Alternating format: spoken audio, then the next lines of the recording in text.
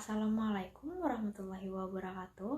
Perkenalkan, nama saya Nanda Amalia dengan NIM 22109121200010 dari Program Studi Kesehatan Masyarakat Angkatan 2022 Fakultas Kedokteran Universitas Lambung Mangkurat. Saya selaku calon sarjana kesehatan masyarakat tentunya ada kompetensi yang harus dicapai ketika lulus di perguruan tinggi dan menjadi seorang sarjana. Di sini saya akan menjelaskan 8 kompetensi sarjana kesehatan masyarakat, yaitu 1.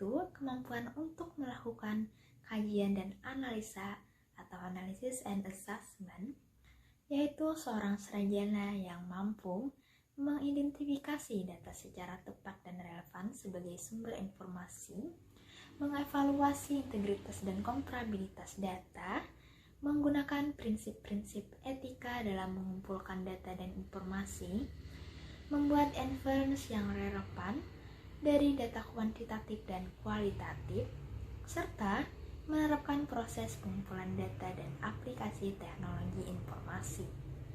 2. Kemampuan untuk mengembangkan kebijakan dan perencanaan program kesehatan atau policy development and program planning, yaitu seorang sarjana yang mampu mengumpulkan, meringkaskan, dan menginterpretasikan informasi tentang berbagai isu kesehatan, menyatakan pilihan kebijakan dan memformulasikannya dengan jelas dan padat, menyatakan feasibility dan outcome yang diharapkan dari setiap pilihan kebijakan, menggunakan teknik terbaru dalam analisis, penentuan, dan perencanaan kesehatan, memutuskan tindakan yang sesuai dengan masalah yang dihadapi, mengembangkan suatu perencanaan untuk mengimplementasikan kebijakan, serta mengubah kebijakan menjadi rencana organisasi, struktur, dan program. 3. Kemampuan untuk melakukan komunikasi atau communication skill, yaitu seorang sarjana yang mampu melakukan komunikasi melalui tulisan, lisan, atau metode lainnya, meminta input dari individu dan organisasi, melakukan advokasi untuk program dan sumber daya kesehatan, memimpin dan berpartisipasi dalam kelompok untuk memformulasikan isu kesmas spesifik, menggunakan media, teknologi, dan jaringan untuk menyebarkan informasi, memutuskan tindakan berkomunikasi yang sesuai, serta mempresentasikan informasi yang akurat tentang demografi, statistik, program, dan saintifik kepada masyarakat profesional. 4. Kemampuan untuk memahami budaya lokal atau cultural competency or local wisdom, yaitu seorang sarjana yang mampu menggunakan metode yang tepat untuk berinteraksi secara sensitif, efektif, dan profesional dengan orang yang berbeda latar belakang budaya, mengembangkan dan mengadaptasikan berbagai pendekatan untuk menanggulangi masalah kesehatan masyarakat yang terkait dengan perbedaan budaya, memahami adanya dinamika yang berkontribusi terhadap keragaman budaya, serta memahami pentingnya pekerja kesehatan masyarakat yang beragam.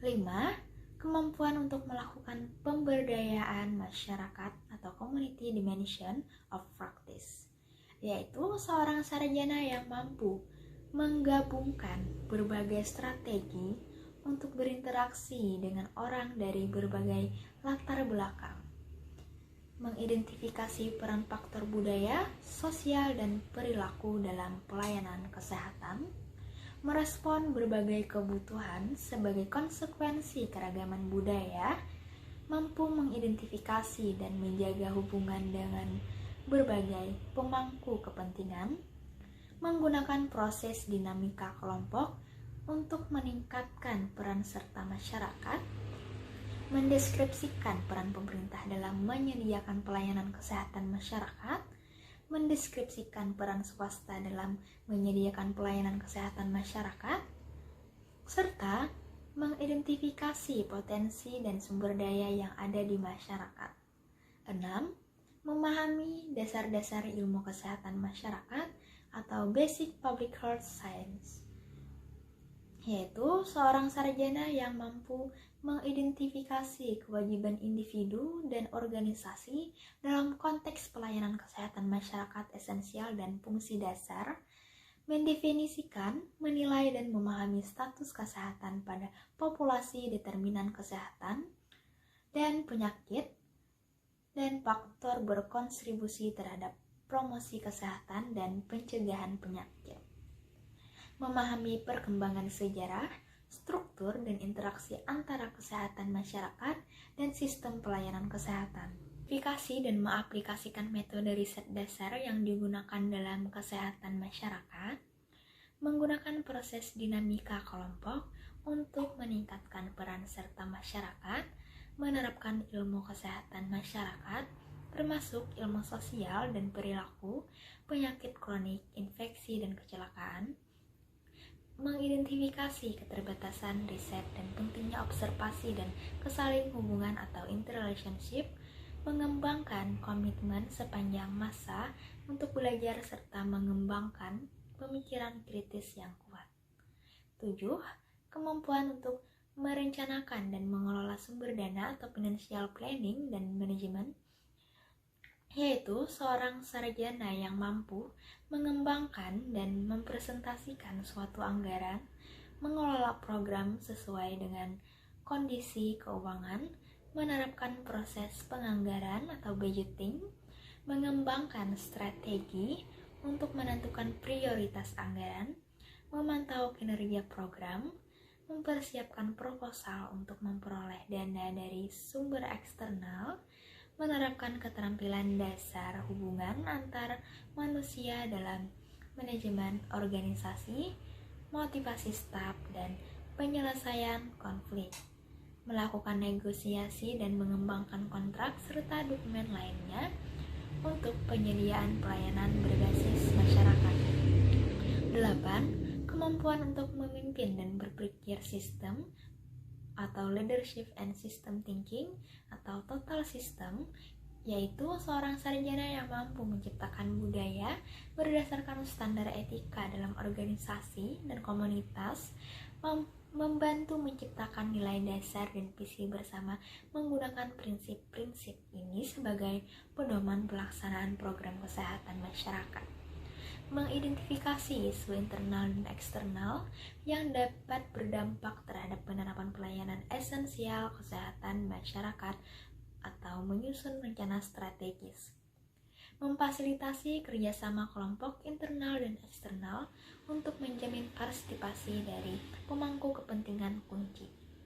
Berkontribusi terhadap pengembangan, implementasi, dan pemantauan standar kinerja organisasi. Menggunakan sistem hukum dan politik untuk melakukan perubahan, serta mengaplikasikan teori dari struktur organisasi terhadap praktik profesional. Demikian penjelasan dari saya mengenai 8 kompetensi sarjana kesehatan masyarakat. Mohon maaf apabila terdapat kesalahan dalam pemilihan kata. Terima kasih atas perhatiannya. Wassalamualaikum warahmatullahi wabarakatuh.